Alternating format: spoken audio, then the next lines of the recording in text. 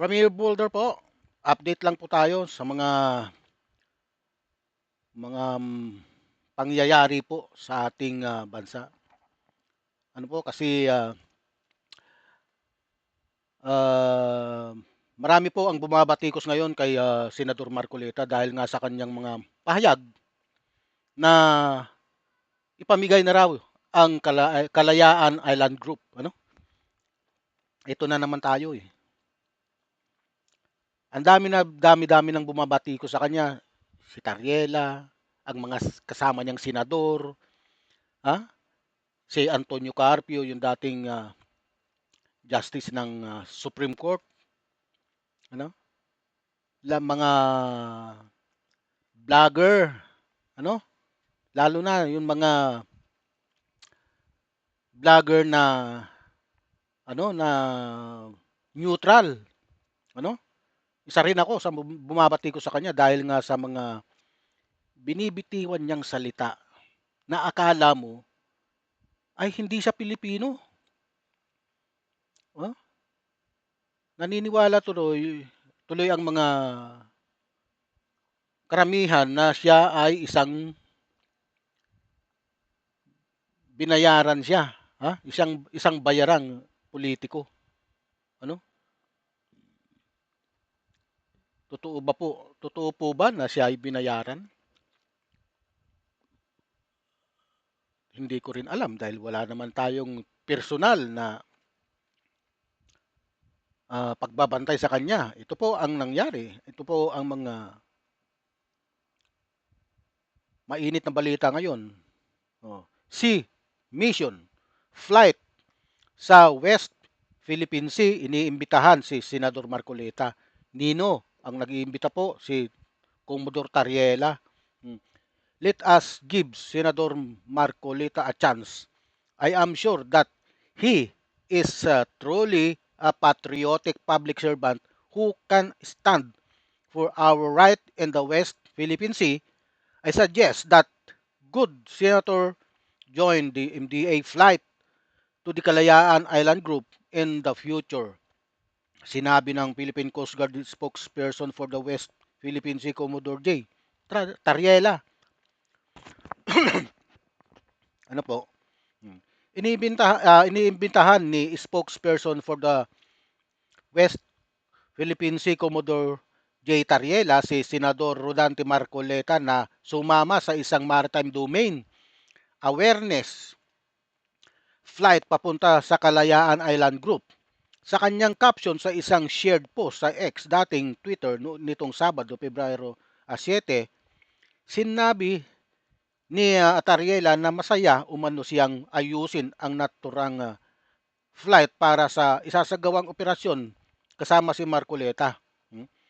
Nag-ugat ang issue matapos ang pagdinig sa Commission on Appointment CA kung saan umano'y iminungkahi ni Marcoleta na isaalang-alang ng bansa ang pagsuko sa Kalayaan Island Group ito. Ito talaga, demonyo talaga itong Marcoletang ito eh. Senador pa naman to. Nakakainis. Ano? Ha? Siya lang ang naringgan kong senador na nagsalita ng ganyan. Simula't mula pa. Ha? Tingnan mo ha. Ah. Kung saan umano'y iminungkahi ni Marcoleta na isaalang-alang ang bansa ang pagsuko sa Kalayaan Island Group. Kanino mo isusuko? Sa China?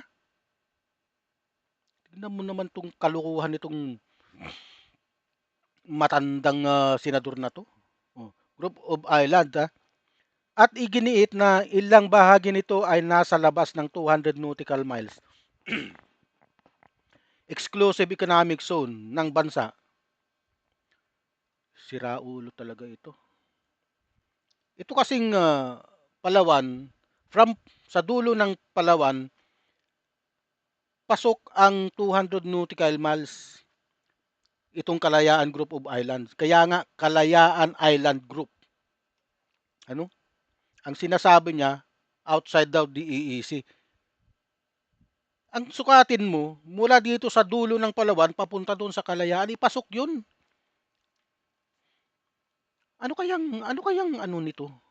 Ano kayang iniisip nito ni Marcoleta? Ano, napakalayo sa totoo lang, napakalayo sa mga napakalayo ang pag-iisip niya sa mga dating opisyalis ng ating gobyerno. Walang senador na nagsalita ng ganyan, siya lang. Oh, 'di ba? Wala kang mariringgang senador na nagsalita na bitiwan, isuko ang KIJ, KIJ sa mga Chinese, isusuko natin, ah? Hindi niya ba alam, hindi niya ba nakikita na mula sa dulo ng Palawan, sakop ng dulo ng Palawan ang Kalayaan Group of Islands? Kaya nga iniimbita siya ni Marcoleta eh. Kung gaano kalayo mula Palawan ang island group ng Kalayaan. Oh, kayo ba matutuwa kayo sa sinasabi nito? May matutuwa yung mga DDS na kagaya niya. Walang masama no maging DDS ka. Ang pinag-uusapan dito ay soberanya ng Pilipinas. Yung inaward ng UNCLOS na exclusive economic zone. Napilit inaagaw ng China. Tapos magsasalita siya ng ganyan. Nakakuha ng ano, malalaki, lalong lalala ang gagawin ng China diyan dahil nga sa kanya. Yan, pagmasdan nyo, lalong lalala ang gagawin ng China. Mayroon nga kayong senador, sasabihin ng China, mayroon nga kayong senador. Ha? Mayroon kayong senador na pumapanig sa mga naratibo namin. Yun ang sasabihin ng China ngayon. Kaya lumayas ka diyan. Lalong bubumbahin ang ating mangingisda, ang ating mga coast guard, bubumbahin ng tubig. Palagay ko ito lalala to, yung mga panghaharas, pambubuli ng China sa atin. Palibhasa ito, walang simpatya sa ating mga mangingisda. Palibhasa ito, may kaya itong si Marcoleta. Kasi hindi naman ito tatakbo sa pagiging senador kung wala siyang kaya, kung wala siyang pera. Oh. Hmm? Kaya hindi niya nararamdaman ang pakiramdam ng mga mangingisda na hinaharas ng mga China Coast Guard. Hindi niya alam yun, hindi niya alam ang pakiramdam. Hmm. Tayo lang ang nakakaalam nun. Palibhasa kasi sila, nabulag na sila. Na-brainwash na sila ng China. Na-brainwash sila ng mga komunista. Ha? Ah, patuloy na. Nilinaw naman ni Marcoleta sa isang panayam na maling konteksto umano ang pagkakaintindi ng kanyang mga kritiko. Anong mali? Sa kanyang pahayag na umano'y ang kanyang tinutukoy lamang sa technical process upang malista ang West Philippine Sea sa International Hydrographic Organization. I informed them that for the West Philippine Sea to be listed in the International Hydrographic Organization, we would need to deposit maps with the United Nations to notify the world that we are uprising, usurping part of the high seas by including the Kalayaan Island Group since it lies beyond our exclusive economic zone, paliwanag ni Marcoleta. Lumulusot pa itong mukong na to. Ano? Ang linaw-linaw sa sinabi niya na bitiwan na ha, ang Kalayaan Island Group.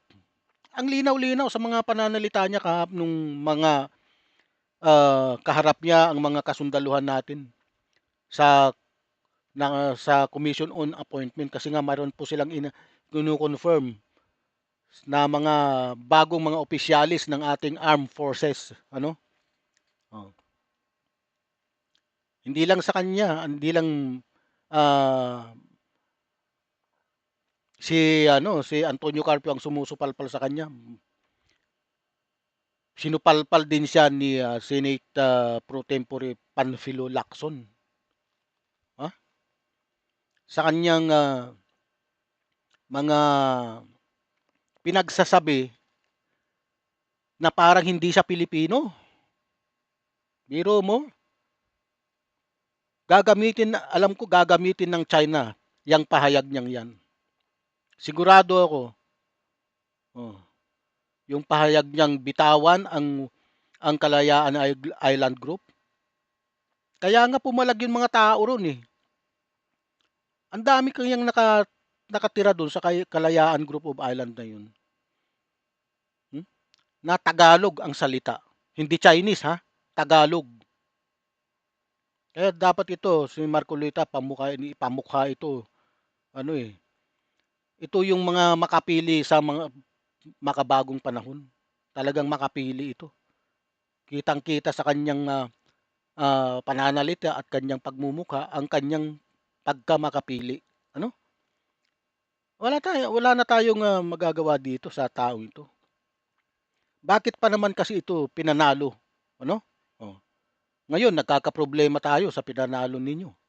Oh, sino ba ang nagpanalo rito? Yung mga bumuto sa kanya. Unang-una yung, marami nadala doon sa pangako niyang 'pag, gumamit ka ng Meralco na 2,000 ang nagamit mo sa bill, libre daw yun. Oh, pero hanggang ngayon hindi niya naman nagagawa yun. Paano niya ipapanukala? Wala naman. Kaya sa ating mga kababayan, ano, suriin po natin ang iboboto natin. Wag yung puro ganito. Lawyer po yan, ha, si Marcoleta. Pero pag, iwan ko, kaya nga po marami pong nagagalit sa kanyang Pilipino. Ha? Kahit yung mga kababayan niya dito sa Tarlac, marami pong nagagalit sa kanya ngayon. Dahil sa mga binibitiwan niyang, hindi katanggap-tanggap ng mas nakararaming Pilipino. Walang problema kung maging DDS ka. Pero Pilipino ka pa rin, dapat ang ah, ang kinakampihan mo ay Pilipinas, ha? Kapag narinig ka ng ating mga bayani noon, na tatandong ko pa 'to, ha? Kapag, itong, ginawa ni Antonio Luna kay Bin Camino, natatandaan niyo ba yung kwentong 'yon? Dahil sa kampi niya sa mga Amerikano ni Ben Camino, sinampal niya ito, ha? Sinampal ni Antonio Luna si Ben Camino dahil nga sa kanyang pagkampi sa mga Amerikano. Ito kung nabubuhay pa yung ating mga bayani, iwan ko lang. Si Antonio Luna, ano 'yun, mainit ang dugo nun, talagang ano, ah, madaling mag-init 'yun kapag ayaw niya. Pero magiging, traidor ka sa sarili mong bayan, bah, may paglalagyan ka kay Antonio Luna. Sinasabi ko lang sa'yo. Buti na lang kung may mga taong kaugali ni Antonio Luna, siguro hindi pa lumulutang.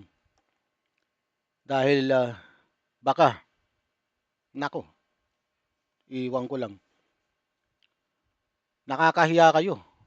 Nakakahiya yung pinaggagawa nyo sa ating mga bayaning ipinaglaban ang ating bansa. Ha? Sila Andres Bonifacio, sila Jose Rizal, sila Apolinario Mabini. Ipinaglaban nila ang ating kasarinlan. Maging Pilipinas lang tayo, maging independent nation tayo na hindi tayo nasasakop ng Espanya. Hanggang sa pinagbili tayo ng Espanya sa mga Amerikano. Oh, oh, 'di ba? Alam niyo naman siguro 'yan dahil nga nandiyan naman sa kasaysayan natin 'yan, pinag-aaralan sa libro. Pero pag ganitong utak ng senador ang makikita mo, maririnig mo, nakakainis, nakakadismaya. Para siyang hindi Pilipino sa totoo lang. Ano? Kaya po kayo mga Pilipino Pilipino na kumakampi sa China, wala nang mas higit pa. Mas ano yung sinabi ni Jose Rizal na ang hindi magmahal sa sariling wika ay higit pa ang amoy sa mas mabahong isda. Hindi lang kayo mabahong isda kasi hindi lang wika ang itinakwil nyo. Itinakwil nyo pati ang ating ang ating bansa. Itinakwil nyo ang wika at ang ating bansa. Kaya mas mabaho pa kayo sa isda. Kung ano yung pinakamabahong amoy na mas mabaho pa sa isda ay kayo na yun. Ikaw na yun, Senador Marcoleta, dahil nga sa ikaw ay talagang hindi maka-Pilipino. Hindi ka maka-Pilipino sa totoo lang sa tema ng pananalita mo. Pero yun talaga ang pananaw ng mas nakararaming Pilipino ngayon. May mga Pilipinong kakampi sa'yo. Alam na natin kung sino yung mga DDS. Nakakampi sa'yo yun. Nakakampi sa'yo. Lalo na yun si Sasot, yung babaeng bayaran din ng China na kumakampi sa'yo sa mga sinasabi mo. Natural yun na kumampi sila sa'yo. Kasi pare-pareho kayo ng pag-iisip na ayaw ninyo sa Pilipinas. Kung ayaw ninyo sa Pilipinas, bakit kayo nandito sa Pilipinas? Bakit ayaw niyo umalis dito? Pumunta kayo sa China, di ba? Doon kayo magpa-adapt. Magpa-adapt kayo kay Xi Jinping. Di ba? Okay. Huwag niyo pong kalilimutan, Ramir Boulder.